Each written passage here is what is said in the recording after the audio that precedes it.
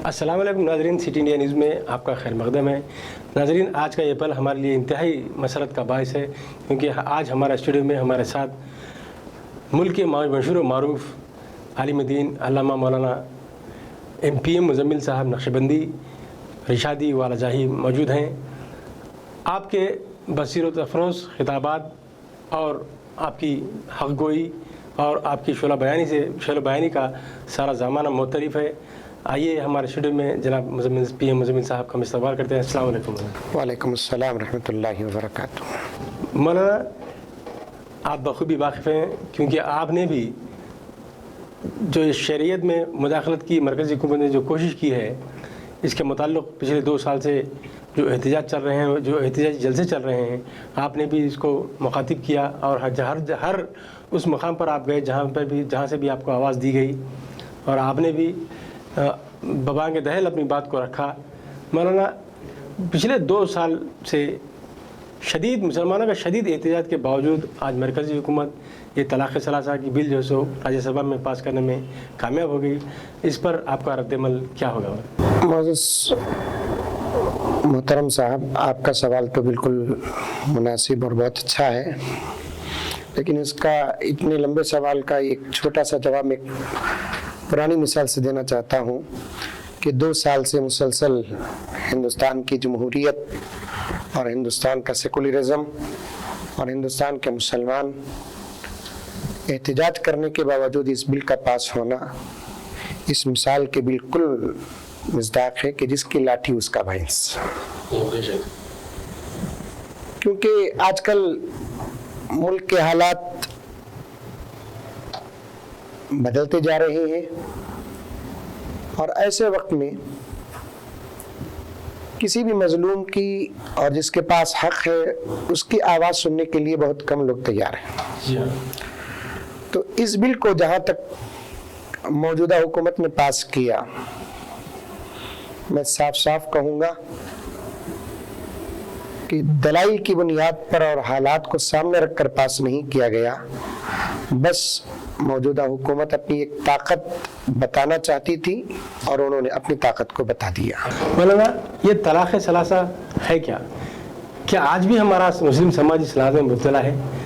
क्या हमारे उलमा या मुस्लिम पर्सनल बोर्ड की ये नाकामी रही कि इस समाजी लानत के ख़िलाफ़ शोर बेदारी की जो सो मुताल्लिक़ काम नहीं किया गया? क्यों आज भी ये समाज, हमारा मुस्लिम समाज इस लानत में मुब्तला है? मोहतरम, ये ऐसा गहरा सवाल है जिसका जवाब मिनटों में नहीं दिया जा सकता। फिर भी मैं कोशिश करूंगा आपके सामने कि इस जवाब को मैं जहां तक हो सके जमा करके आपके सामने पेश करूं।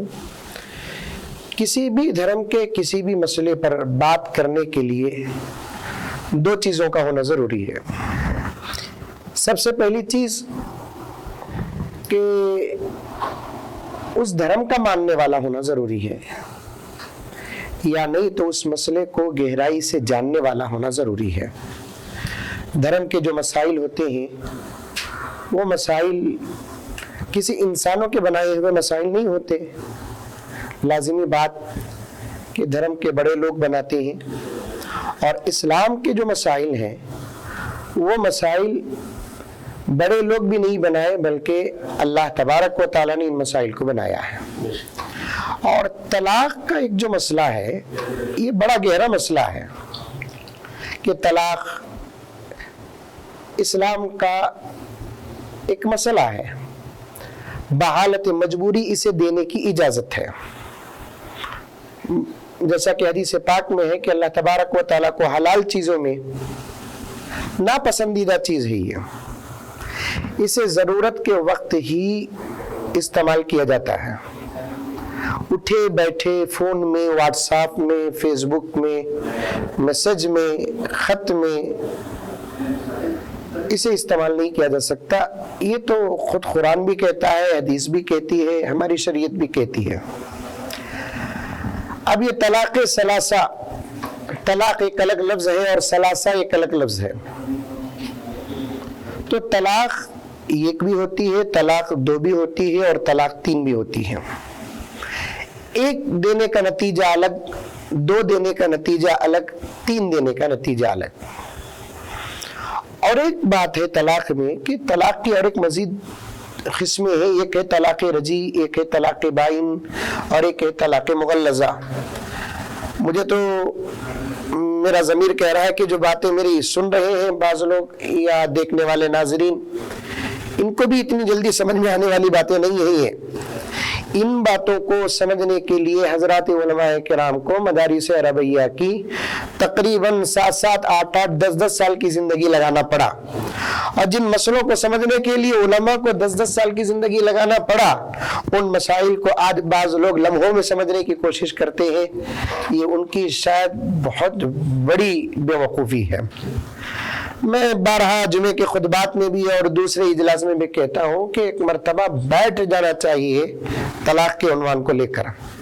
طلاق رجی کا نتیجہ الگ، طلاق بائن کا نتیجہ الگ اور طلاق مغلظہ کا نتیجہ الگ. ایک یا دو طلاق رجی یا بائن ہوتی ہے، 3 طلاق مغلظہ ہو جاتی ہے. 3 طلاق رجی اور بائن نہیں ہوتی، مغلظہ ہو جاتی ہے. اب 3 طلاق دینے کے طریقے ہوتے ہیں. ایک ہی سانس میں طلاق طلاق طلاق بولنا، یا نہیں تو لفظ 3 کا عدد بول کر طلاق دینا. کوئی آدمی اپنی بیوی سے کہہ دے کہ تجھے 3 طلاق، تو لفظ طلاق کو تو 1 مرتبہ استعمال کیا لیکن عدد وہ 3 استعمال کیا. تو یہ دونوں صورتوں میں بھی شریعت کے دائرے میں ائمہ اربعہ کی فقہ میں طلاق واقع ہو جاتی ہے. کسی امام کا اس میں اختلاف نہیں. ہاں، مسلمانوں میں ایک مسلک ہے غیر مقلدین حضرات کا، اس میں تھوڑا سا اختلاف ہے. یہ ہمارے اپنے اندر کے گھر کا اختلاف ہے. اس میں باہر کے لوگوں کو داخل ہونے کی قطعاً اجازت نہیں ہے. یہ ہمارے ملک کی جمہوریت کا قانون ہے کہ ہمارے مسائل ہمارے اندر ہوں گے، دوسرے دھرم کے مسائل ان کے اندر ہوں گے. تو جب آدمی 3 طلاق دے دیتا ہے، لفظ 3 بول کر 1 مرتبہ طلاق بول دیا یا طلاق طلاق بول کر بول دیا، تو چاروں اماموں کے نزدیک اس کی طلاق واقع ہو جاتی ہے. اب وہ تحریر میں دے یا زبان سے ادا کرے، طلاق ہو جاتی ہے. ہاں، حضرات علماء نے اور کچھ استثناءات پیش کیے ہیں کہ اگر کوئی نیند کی حالت میں دے دیتا ہے تو طلاق نہیں ہوتی. نابالغ بچہ اگر اس کا نکاح ہو گیا وہ طلاق دیتا ہے تو طلاق نہیں ہوتی. مجنون جنون کی حالت میں طلاق دیتا ہے تو طلاق نہیں ہوتی.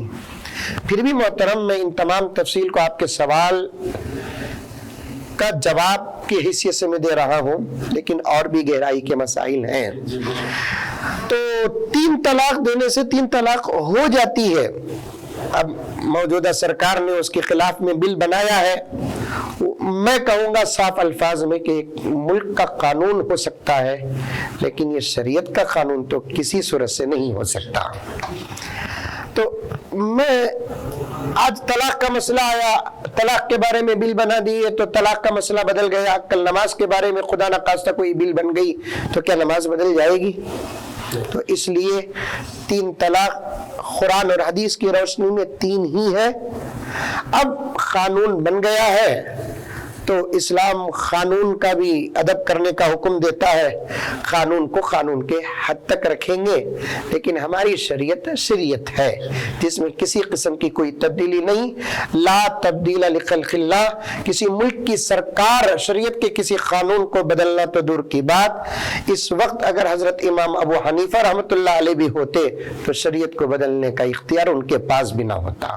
بہت صحیح بات، بہت صحیح مولانا. بالکل میرا یہ سوال سماج کے ان طبقات کی طرف سے تھا جو آج بھی علم سے دور ہیں اور جو انہیں طلاق کے معاملے میں خطائی کچھ احکامات جو شرعی احکامات ہیں اس سے واقف نہیں ہیں. اور چونکہ میں آپ ہمارے درمیان موجود ہیں آج، لہٰذا ان تک آپ کی بات کو پہنچانے کی کوشش کر رہا تھا. مولانا ایک بات اور میرے ذہن میں یہ گردش کر رہی ہے کہ کیا اب مسلم پرسنل لا بورڈ اور علماء دین اور ملک کی سیاسی سماجی تنظیمیں پھر ایک بار اس قانون کے خلاف احتجاج بلند کریں گے، صدائے احتجاج بلند کریں گے؟ دیکھیے، جب کوئی بل لوک سبھا سے راجیہ سبھا اور راجیہ سبھا سے ملک کے صدر تک پہنچ کر وہ بل پاس ہو جاتی ہے تو مجھے یہ معلوم نہیں ہے کہ اس بل کے متعلق اور کوئی اور راستہ ہو. 2 साल से मुस्लिम पर्सनल लॉ बोर्ड हो या दूसरे मुस्लिम तंजीमें और तारीखें जो काम की हैं और जो मेहनतें और जो आवाज़ उठाई है, मैं ये नहीं कहता कि उन लोगों ने आवाज़ नहीं उठाई है, लेकिन बड़े अदब और एहतराम के साथ ये बात तो ज़रूर कहूँगा कि जिस तरीके से मुल्क की तंजीमों को, मुस्लिम पर्सनल लॉ बोर्ड को और इदारों को और तमाम मसालिक को मुत्तहिद होकर जिस किस्म से आवाज़ उठाना था, मैं समझता हूँ कि उस किस्म से आवाज़ नहीं उठाई गई। मौलाना, अब आपको क्या लग रहा है कि इस बिल के पास हो जाने के बाद ये मरकज़ी हुकूमत क्या आइंदा भी यानी कि अच्छा सिविल कोड को नाफिज करने के लिए कानून ला सकती है, या कोई बिल हमारे लोकसभा या राज्यसभा में पेश कर सकती है, या कुछ और भी हमें सुनने में आ रहा है कि ये मुसलमानों की शहरियत को भी बर्खास्त करने के लिए ये हुकूमत कोशिशों में लगी हुई है, इसके लिए भी साजिशें चल रही हैं। हो सकता है कल को, क्योंकि उनके पास अक्सरियत है, हो सकता है कल को ये लोग इसके मुताल्लिक भी कोई बिल पेश करते हुए इसके खिलाफ भी कानून साजी कर सकते हैं। तो क्या हमारे मिल्लत इस्लामिया का लाएअमल होना चाहिए मौजूदा हुकूमत? सबसे पहली बात यह है कि इस वक्त मिल्लत इस्लामिया को अल्लाह उसके रसूल के साथ अपना ताल्लुक़ मजबूत करना चाहिए, और जो काम मुखालिफ अपनी ताकतों के हद तक करते हैं, उनके इख्तिताम के बाद जो ताकत शुरू होती है वो मुसलमानों की दुआ के नाम है। दुआओं से अल्लाह तबारक व तआला हालात बदल देते हैं। एक तलाक की बिल पास हुई है, अगर इस बिल के पास होने के बाद मौजूदा सरकार अगर ये सोच रही है कि आइंदा हमारे लिए रास्ते बहुत आसान है, तो मैं समझता हूँ कि वो दिन के उजाले में भी ख्वाब देख रही है। मुझे खुदा की ज़ात से उम्मीद है कि हमारे मुल्क हिंदुस्तान में जो जमहूरियत सारे आलम में नाज कर रही है, इंशाअल्लाह ताला उसकी जमहूरियत को कोई नुकसान नहीं पहुँचेगा। अगर यकसा सिविल कोड आता है तो उस सूरत में सिर्फ मुसलमान ही जद में नहीं आएंगे, इस मुल्क की दूसरी कौमें भी जद में आ जाएंगी। तो इसलिए अब इस वक्त मुल्क के हालात को बेहतर से बेहतर बनाने के लिए सिर्फ मुसलमान ही को नहीं, दूसरी तमाम कौमों को मुत्तहिद होकर इस मुल्क की जमहूरियत को बचाने का काम करना चाहिए। सिर्फ मुसलमान ही इस मुल्क का जिम्मेदार नहीं, इस मुल्क के अंदर जिस कौम से और जिस धर्म से ताल्लुक रखने वाला है वो सब इस मुल्क की जमहूरियत की हिफाजत का जिम्मेदार है। लेकिन जब भी कोई बात इस मुल्क की जमहूरियत के नुकसान की आती है, तो जहां तक मेरी छोटी नजर है, मैं कहूंगा कि सबसे पहले आवाज इस्लाम या मुसलमान ही इस मुल्क की जमहूरियत की हिफाजत के लिए उठाता है। अब सारे हिंदुस्तान की तमाम कौमों को जागना चाहिए और इस मुल्क को और इस मुल्क की जमहूरियत की हिफाजत के लिए जात पात को देखे बगैर अपने धर्म की हिफाजत इसी में है कि तमाम इस मुल्क के मानने वाले और तमाम धर्मों के मानने वाले सब मुत्तहिद होकर इस मुल्क की जमहूरियत की हिफाजत के लिए मुत्तहिद होना चाहिए। मौलाना, एक आखिरी सवाल मैं आपसे करना चाहता हूँ मौलाना, कि हाल ही में यानी कि ये बिल पास होने के बाद भी मैं टीवी के नशरियात में देख रहा हूँ कि आज भी लोग 3 तलाक दे रहे हैं, खबरें शाही हो रही हैं। तो अगर क्या आइंदा इस काले कानून से तहफ़्फ़ुज़ के लिए क्या मुस्लिम पर्सनल बोर्ड को चाहिए कि मुसलमानों में शऊर बेदारी के लिए कोई मुहिम चलाई जाए इसके मुताल्लिक़? सवाल को आप सबसे पहले करना था, मैं समझता हूँ कि वो सवाल सबसे आखिर में कर रहे हैं। बहुत अच्छा सवाल है आपका ये। सबसे पहली बात ये है कि सारी दुनिया में और खुसूसन हिंदुस्तान में ये अफवाह फैला दी गई है कि मुसलमान खामखा 3 तलाक देता है, 3 तलाक देता है। तहकीक यही है कि मुसलमान तलाक देने में 6वें नंबर पर है। लेकिन एक दुनिया का मिजाज है कि किसी बकरी को एक बहुत बड़ा हल्का मिलकर कह दे कि कुत्ता है कुत्ता है कुत्ता है, तो उस बकरी के सामने से गुजरने वाला भी उस बकरी को कुत्ता ही समझ जाता है। तो इस मुल्क में जितनी कौमें हैं और जिन कौमों के अंदर तलाक या तलाक के लफ्ज के अल्फाज है, जो बीवी को छोड़ने का एक रास्ता धर्म ने दिया है बहालत मजबूरी, और वो लोग अपनी बीवियों को छोड़ते हैं या बीवियां अपने शौहर को छोड़ते हैं, इस मसले में मुसलमान 6वें नंबर पर है। तलाक मुसलमान ज्यादा देता नहीं, बल्कि खुद इस मुल्क के गैर मुस्लिम जो सेकुलर है और बहुत अच्छे हैं और आला तालीम याफ्ता है, उनका दिल दिमाग एक पक्का और सच्चा हिंदुस्तानी है और उनका एक मिजाज है तहकीक करना, रिसर्च करना। उन्होंने रिसर्च करके भी बता दिया 2-2, 3-3 लाख में 2-2, 3-3 मुसलमान 3 तलाक देते हैं, वरना मुसलमान उठे बैठे तलाक नहीं देता। हाँ, अगर कोई मुसलमान तलाक देता है तो मैं ये बात भी मानता हूँ कि अगर वो मशवरा करके उलमा से, दारुल क़ज़ा से, अमारत शरिया से मशवरा करके तलाक देता है तो तलाक देने का उसे सही रास्ता मिल जाता है। बगैर मशवरे के टेंशन में आकर जब वो तलाक देता है, चूंकि उसके पास तलाक देने का और तलाक को इस्तेमाल करने का इल्म कहीं नहीं मिला, इसलिए वो 3 तलाक एक ही लम्हे में दे देता है। तो इसलिए उसकी तलाक वाक़ई हो जाती है। अब रहा मसला के वो 2 लाख 3 लाख में 2-3 हजरात जो मुसलमान और तलाक के मसले को ना जानने वाले तलाक दे देते हैं, उनके भी रोकथाम का काम करना है तो ये काम सरकार नहीं कर सकती, ये काम धर्म के उलमा करते हैं। ये उनके कानून बनाने से ये रुकेगा नहीं। हाँ, ये काम हजरत उलमा किराम, मैं अभी करीब में एक निकाह पढ़ाया, उस निकाह में मैं खुद तरफैन वालों से इजाजत लेकर मैंने कहा कि अगर आप इजाजत दे तो निकाह से पहले मैं एक 10-15 मिनट निकाह के उन्वान पर बात करना चाहता हूँ। तो फिर मैं बात किया तो हर निकाह की मजलिस में मियाँ बीवी के हुकूक के 5-10 मिनट की गुफ्तगू उलमाए किराम करें और उनको बताए कि बीवी क्या है और शौहर क्या है। बीवी गुस्से में हो तो शौहर क्या करना है, शौहर गुस्से में हो तो बीवी क्या करना है, और बीवी नाराज हो जाए तो शौहर क्या करे, शौहर नाराज हो जाए तो बीवी क्या करे। और खुदा ना खास्ता दोनों की जिंदगी एक पटरी में चलना नामुमकिन और मुहाल हो जाए तो दोनों को जुदा होने के लिए खुद अपने फैसले एक दूसरे के सामने सुनाने के बजाय बड़ों से मशवरा करना चाहिए। मैंने निकाह की मजलिस में इस बात को रखा तो उस निकाह की मजलिस के बड़े बड़े हजरात बहुत अल्हम्दुलिल्लाह उन्होंने मुझे दुआएं दी। तो ये काम निकाह जो लाखों में 1-2 हजरात तलाक देते हैं, वो भी अगर बंद करना है तो ये काम न पुलिस से होगा, न सरकार से होगा, न बिल से होगा, ये काम तो सिर्फ हजरात उलमाए किराम से होगा।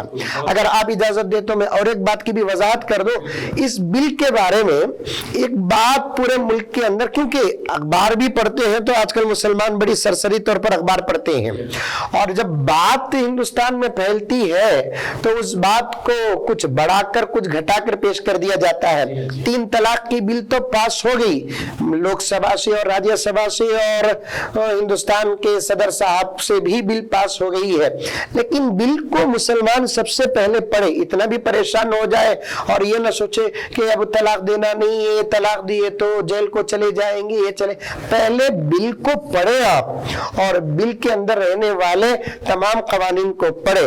खुद बिल के अंदर इस बात को भी रखा गया है कि हमारा बिल उन लोगों के लिए है जो हुकूमत या कानून या पुलिस का दरवाजा खटखटाता है। समझ में आई बात है। मैं अभी जुमे में भी अर्ज किया था कि गलतियों की और जुर्म की कई किस्में होती हैं। एक किस्म जुर्म की वो है कि अगर घरों के अंदर वो वाक़ई होती है, जुर्म वाक़ई होता है, तो आप चाहे या ना चाहे कानून मुदाखलत करेगा। जैसे मर्डर, कत्ल है, भाई भाई का कत्ल कर दिया, या जोरू बीवी शौहर का या शौहर बीवी का कत्ल कर दिया, तो आप चाहे या न चाहे कानून आपके घर के अंदर आ जाएगा। आप माने या ना माने, कानून के हवाले आपका ये जुर्म जाएगा। एक है जुर्म क्या कि आप जाएंगे तो कानून आपके इस गलती और इस जुर्म को हाथ में लेती है, नहीं तो आप अपने तरफ से रफा दफा कर लेते हैं तो कानून मुदाखलत नहीं करती। जैसे घर के अंदर किसी का जेवर चोरी हो गया तो आप जाकर पुलिस स्टेशन में इस बात को रखेंगे कि हमारे घर में 2 लाख का जेवर चोरी हो गया, तो तब पुलिस मुदाखलत करेगी और चोर को पकड़कर सजा दिलाएगी। और ये जो बिल है ना, ये दूसरी किस्म में है। जो इस तलाक के मसले में मुब्तला हो गए हैं, वो अगर पुलिस स्टेशन जाकर वकील को रखकर, लायर को रखकर कानून का दरवाजा खिटखिटाते हैं तो उनके लिए बना हुआ बिल آئے گا. اگر کہ کہیں یہ خدا نخواستہ واقعہ اور حادثہ ہو گیا, میں بار بار میرے الفاظ کو ذرا غور سے سنیے, میں طلاق کا لفظ اور اس کے بارے میں جب بات کرتا ہوں تو بڑی ناراضگی کے ساتھ پیش کر رہا ہوں, اور میں مسلمان بھائیوں سے اگر وہاں تک بات پہنچ رہی ہے, طلاق سے خلا سے بچے. اگر کوئی ایسی زندگی کا مسئلہ آ گیا کہ دونوں کی زندگی ایک پلیٹ فارم اور ایک پٹی میں نہیں چل سکتی, تو پھر علماء ہے کس کے لیے؟ ہم لوگ پڑھے ہیں تو فری خدمت کرنے کے لیے پڑھے ہیں, اور علماء کرام کے پاس جائیں, امارت شریعہ کے پاس جائیں, دارالقضاؤں کے پاس جائیں, ان کے پاس جا کر رکھے, اور وہ لوگ جو مشورے دیں گے پہلے ان مشوروں پر عمل کریں. ان کے پاس جانے سے پہلے بھی فیصلے بنا کر نہ جائیں. ان کے پاس جانے سے پہلے آپ اپنے دل اور دماغ کو خالی کر کے اس امید سے جائیں کہ وہاں جانے سے انشاءاللہ ہمارے مسائل حل ہو جائیں گے. ہمارے بعض مسلمان فیصلے کر کے ہمارے پاس آتے ہیں, فیصلے کر کے پولیس اسٹیشن نہیں جاتے, فیصلے کر کے ہائی کورٹ اور سپریم کورٹ نہیں جاتے, سٹی کورٹ اور لائر کورٹ نہیں جاتے, لیکن علماء کے پاس آتے ہیں تو پہلے سے فیصلے کر کے آتے ہیں. یہ بڑی غلطی ہے. علماء کے پاس آتے ہیں تو پہلے مشورہ کرنا چاہیے. تو یہ طلاق کی جو بل پاس ہوئی ہے, طلاق ثلاثہ کی بل, اس میں ایک آپشن شرم خیر کا پہلو آ گیا. سمجھ میں یہ بات ہے, شرم خیر کا پہلو آ گیا. ایسا نہیں کہ قانون ایک دم طلاق پر بیان لگا دی اور جو بھی طلاق دے گا تو قانون اور حکومت آ کر اسے پکڑے گی اور 3 سال کی جیل کر دے گی. ایسا بھی نہیں ہے, بلکہ اگر کسی کے گھر کے اندر یہ واقعہ ہوتا ہے اور میاں بیوی اور خاص طور پر بیوی جا کر قانون کا دروازہ کھٹکھٹاتی ہے تو تب جا کر یہ بل کے قوانین اس پر واقع ہوں گے. ورنہ اگر گھروں کے اندر ہی شریعت کو سامنے رکھ کر مسئلہ حل کر لیتے ہیں, یا دارالقضاء کو لے کر چلے جاتے ہیں, یا امارت شریعہ لے کر چلے جاتے ہیں, اپنے مسجد کے محلے کے امام اور ذمہ داروں کے پاس لے کر چلے جاتے ہیں, وہ شریعت کو بتاتے ہیں, اور طلاق دینے والا یا طلاق لینے والی عورت اسے قانون سے زیادہ اگر شریعت پیاری ہے اور وہ شریعت پر ہی عمل کرنا چاہتی ہے طلاق ثلاثہ کے بل کے مقابلے میں, تو وہاں پر آپ کو قانون کوئی مداخلت نہیں کرے گی. تو ناظرین, مولانا پی مزمل صاحب آج ہمارے اسٹوڈیو میں تشریف لائے. اپنی گناہ و مصیبت کے باوجود آج وہ بنگلور سے یہاں احمد نگر ایک جلسے کو مخاطب کرنے کے لیے آئے تھے. ہم نے آپ سے وقت مانگا اور آپ اپنی گناہ و مصیبت کے باوجود ہمارے درمیان تشریف لائے. مولانا نے بالکل کھلے انداز میں کہا کہ شریعت محمدی میں کسی قسم کی کوئی مداخلت کوئی کر نہیں سکتا. لاکھ قوانین نافذ کریں, لاکھ بل پاس ہو جائیں, لیکن شریعت محمدی میں مداخلت بالکل ناممکن ہے. اور آپ نے یہ بھی کہا کہ علماء کو چاہیے کہ اس جو سماجی جو یہ ضلالت ہے اس کو دور کرنے کے لیے خود علماء کو آگے آنا چاہیے, اور نکاح کی محفلوں میں ازدواجی زندگی پر روشنی ڈالنی چاہیے, اور میاں بیوی کے حقوق کو اجاگر کرنا چاہیے. تب کہیں جا کر ہمارے سماج میں بھی انقلاب آئے گا, اور یہ برائی جو ہے اسے کسی حد تک جو ہے انشاءاللہ دوری حاصل کی جا سکتی ہے. اور ایک بات مولانا نے بالکل صحیح بتائی کہ یہ جو واویلا مچایا جا رہا ہے کہ ہر روز کہ ٹی وی کی نشریات میں جو میڈیا ہیں, الیکٹرانک میڈیا, وہ چینلز بارہا روز کسی نہ کسی شہر سے طلاق ثلاثہ دینے کی بات کو اجاگر کر کے آج ملت اسلامیہ کو بدنام کرنے کی کوشش کر رہے ہیں. مولانا نے جس طرح بتایا کہ تحقیق کرنے والوں نے تحقیق کی ہے, 2 لاکھ افراد میں سے 1 یا 2 لوگ جو طلاق ثلاثہ 3 طلاق دیتے ہیں. تو یقیناً ہمارے سماج میں یہ برائی سے گریز کی جاتی ہے. اور مولانا کا اور ایک بات, یعنی کہ آج کے تمام گفتگو کے دوران ایک بات ابھر کر یہ آئی ہے کہ ہمیں اپنے معاملات کو حل کرنے کے لیے اپنے ہی گھر میں شریعت کے مطابق بات کو حل کرنے کی کوشش کر لینی چاہیے, یا نہیں تو پھر دارالقضاء ہے, علماء دین ہے, ان سے رجوع ہونا چاہیے تاکہ ہم شریعت کے اندر ہی اپنے معاملات کو حل کر سکیں اور اس طرح کے واقعات رونما نہ ہو. میں پھر ایک بار جناب کا میں شکریہ ادا کرتے ہوئے ناظرین اجازت چاہتے ہیں. خدا حافظ. ناظرین اب مجھے اجازت دیجیے اور دیکھتے رہیے آپ کا اپنا پسندیدہ چینل سٹی انڈیا نیوز.